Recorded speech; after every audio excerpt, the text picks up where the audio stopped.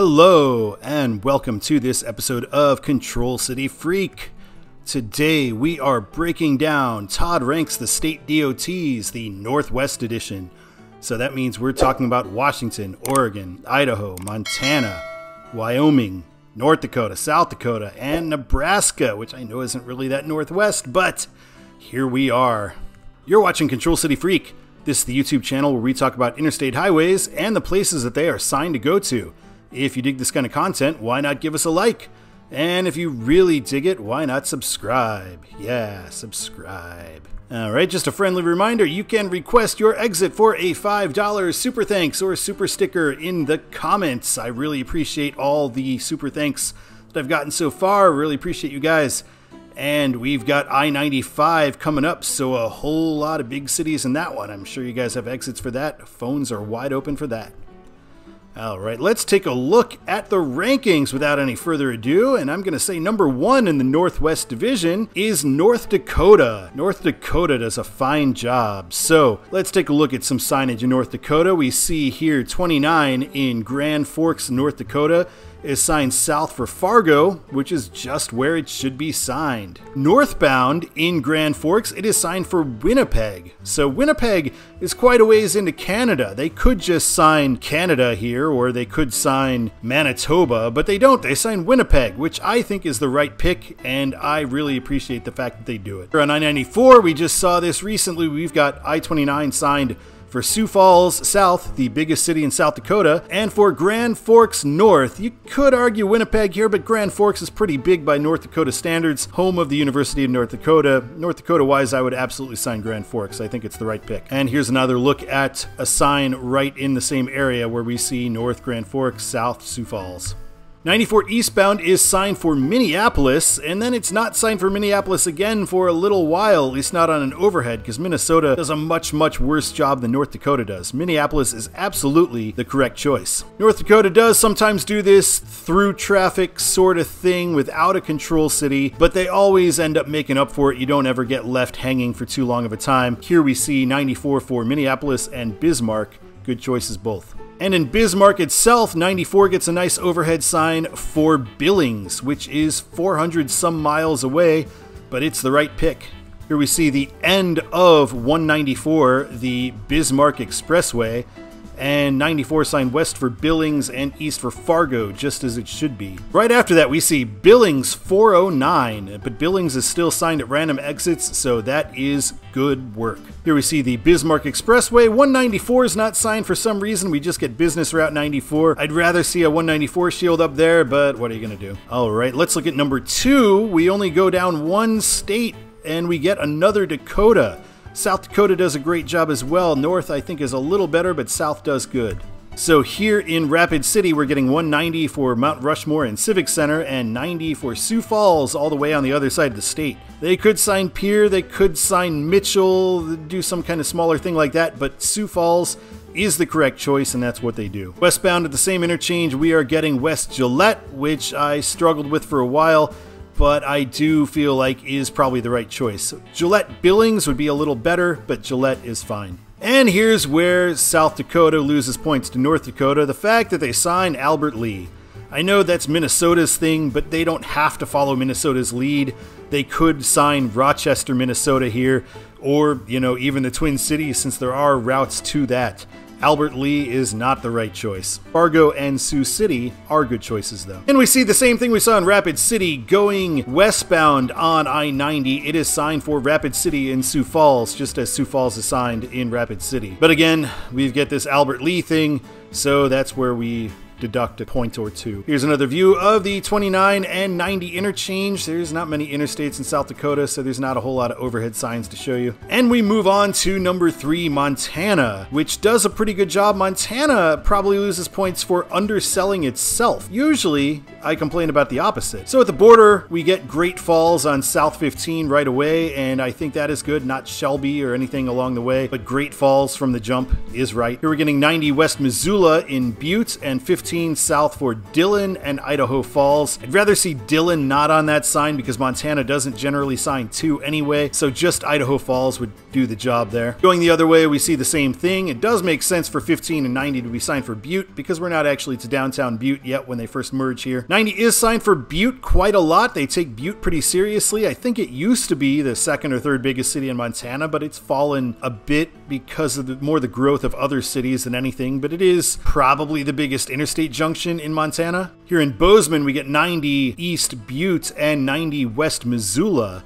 Bozeman itself is now, I think, the 3rd largest city in Montana, and it is never signed other than being a secondary and fairly close in as well. So I do think Montana should be signing Bozeman more than it does, especially since Bozeman's grown so much. It's somewhat of a tourist place as well since it's near Yellowstone. Heading toward Idaho, we get Coeur d'Alene signed, and I believe that is the right choice. We're not getting smaller cities in Idaho along the way. This is more a Wyoming problem than a Montana problem, but Montana does not have to go along with Wyoming. We don't have to have Sheridan on this sign here. There are better choices for I-90. And we see on the way to Bismarck, 410 miles away. Miles City is a secondary. Good signage there. I also like the fact that at random interchanges, we do get just Bismarck, even though it is so far away, instead of the secondaries on the way. So that is a good job by Montana there. All right, let's talk about number 4, Washington, a state that had some S-level hype early on in this series, but my mind has definitely changed on that. So here we get the end of I-82, and we've got 90 West Seattle and 90 East Spokane. That's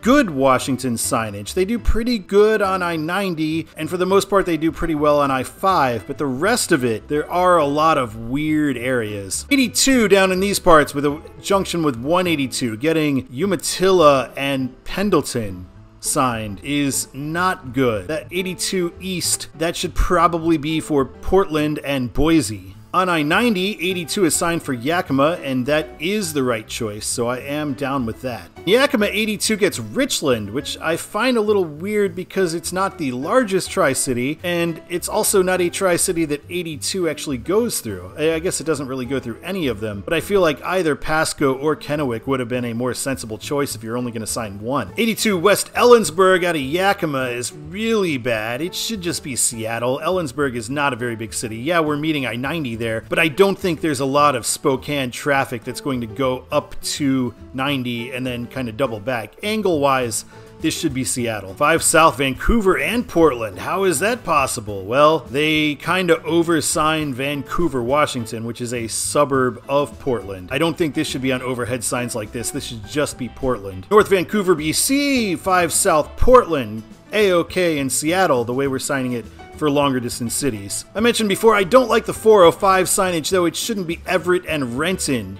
If you're going to go with Everett, then it should be Tacoma. Roads that aren't on the actual main line of 405, and they're bigger kind of independent cities and county seats. Or if you're going to go with Renton that is on 405, then you should go with a suburb to the north on 405 instead. 90 East Coeur d'Alene when we're in Spokane, that is good signage. This one though, I gotta show this one again. 90 East Spokane, good exit, but 90 West Ritzville. Why? Why Ritzville? I feel like that should almost knock them down a whole tier just for that one Ritzville sign. Alright, number 5 is going to be Idaho. Idaho often does a pretty good job, but they are kind of all over the place with weirdness too. So here on I-84 in Boise, we're meeting 184 for City Center, and we get 84 East for Twin Falls, but we also get 84 East signed for Mountain Home instead of Twin Falls, and 84 West for Nampa, which is, you know, a suburb. I would say just 84 West Portland, honestly, should probably be what you go with here. Here we're getting 84 West Ontario and West Caldwell. So Caldwell is also almost a suburban area of Boise, and Ontario is a fairly small town in Oregon. So I know there's not much out here in this area, but kind of weird choices. On I-84 eastbound, we don't get signage for Salt Lake City or even Ogden, which is where it's going.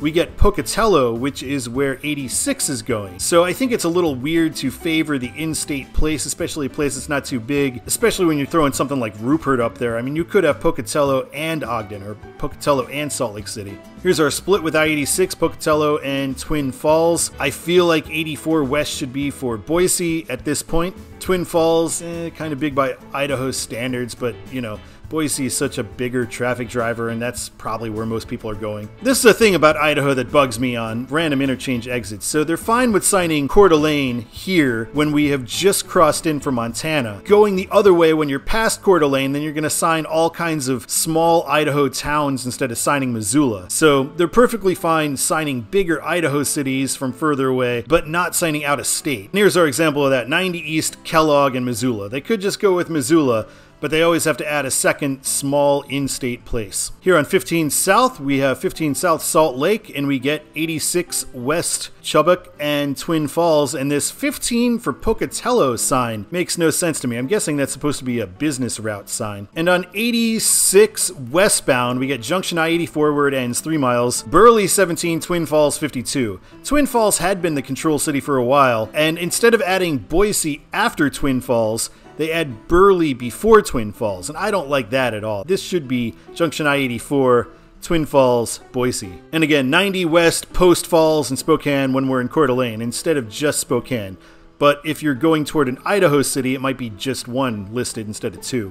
So just the consistency of it bugs me in Idaho. Like, either sign 2 cities for everything or sign 1 city for everything, but don't sign 2 cities when one is local and one is far away in another state when it's going that way, but only Idaho if it's one the other way. All right, number 6 is Nebraska.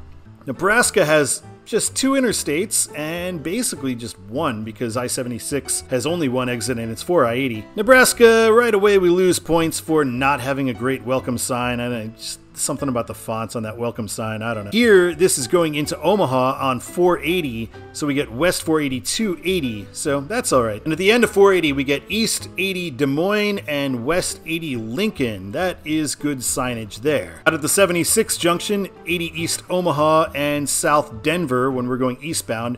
So we skip a lot of places along the way. Omaha's not signed again for some time.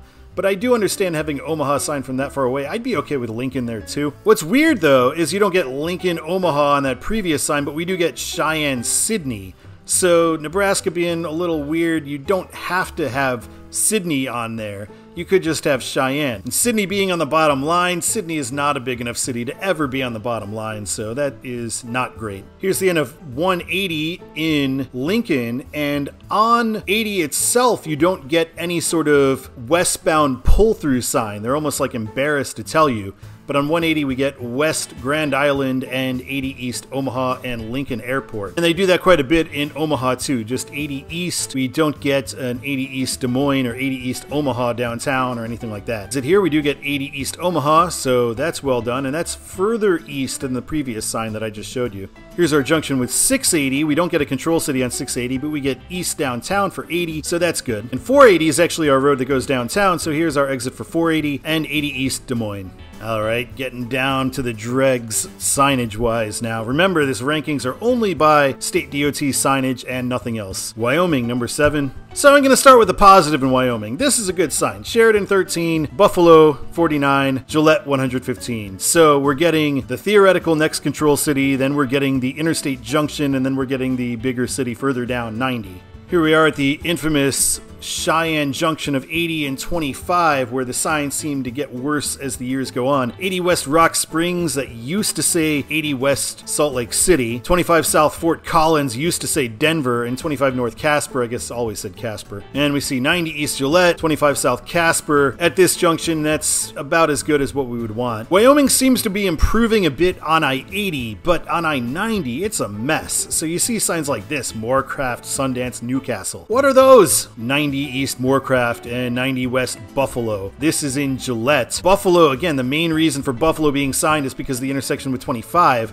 but nobody would go to Buffalo to double back on 25 because of the angles here. If you were going to Casper, if you were going to Cheyenne, you would not be taking 90 to 25, so bad choice. Here we're getting a nice 80 East Cheyenne and 287 Rawlins, kind of like that arrow there. Here's a look at that Cheyenne junction once again. I probably should have put those two together. This is the worst of the worst when we get this 80 East Sydney. It used to say 80 East Omaha. I don't know why they're going along with Nebraska's choices there.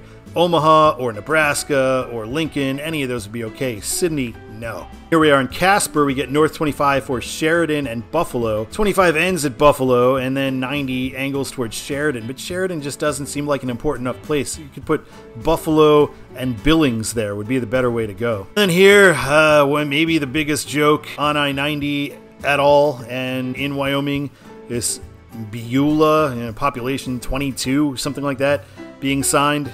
Just ridiculous. Sundance, not much better. And of course, Lyman! Lyman making its appearance on eastbound 80, but fortunately not on westbound. Alright, we end up at number 8, Oregon, which does some good jobs here and there. It's not Pennsylvania bad, but I-84, it gets to be kind of Pennsylvania bad. So coming into Oregon, we get 5 North Medford right from the beginning. It is Portland most of the way. I feel like it probably should be Portland. I understand southbound Medford, but northbound Portland. Here in Eugene, we are getting North 5 for Portland, so we are skipping Salem, the state capital. I understand signing Portland, though. 5 South Roseburg never makes sense anywhere it is. Roseburg is just simply not a big enough city or with an important enough junction. In Portland, we get 5 North Seattle and 5 South Salem, so that is good signage. We get 5 North Portland and 5 South Grants Pass, and I'm okay signing Grants Pass somewhat southbound because there is kind of a big split with 199 where you can go over to Redwoods National Park. But Grants Pass is also signed northbound somewhat, and the junction doesn't work so well for northbound. 5 South Ashland in Medford just seems like Oregon just desperately trying to sign anything in state to not mention California. This one seems real petty. And this is the end of I-82, East 84 Pendleton, West 84 Portland. So if you're going to sign all the way to Portland going westbound, and you should, sign Boise going the other way. Don't sign Pendleton. Nobody's going to Pendleton. And here, the beginning of I-82, maybe one of the worst signs in the entire country. 84 East Pendleton, Ontario is just atrociously bad. If you're going to put 2 cities on there, how do you not put Boise? And 82 West for Hermiston and Umatilla. No mention of the Tri-Cities even, which is like 15 miles down the road. Much less, Seattle or Yakima. Ugh, bad sign. Here we get another double control city for Baker City and Ontario. Again, put Boise on there if you're signing 2. Ugh. And then this, the very last exit of I-84 in Oregon. We finally do get that sign for Boise on the last exit. All right, let's talk about the tier charts as Todd ranks the state DOTs. I'm going to give North Dakota an S tier. It seems as good as any of the other great ones. A, South Dakota and Montana. They're both very good, very, very good. It's that Sheridan Albert Lee that keeps them out of the S. And then B, Washington, right there in the middle. C, Idaho does good in some parts, not so good in other parts. Nebraska also for C. D, Wyoming, I-80 is improving, but I-90 is just so badly signed. And Oregon, just I-84 is just so horribly signed in it, just ridiculously horrible. So I can't give Oregon anything higher than that. Alright, thank you so much for watching this episode of Control City Freak. We will be back next week and we will take a look at westbound I-94. So, if you've got any I-94 requests, hopefully you've got them in already. Thank you so much for watching, and until next time, my name is Todd. Keep on trucking.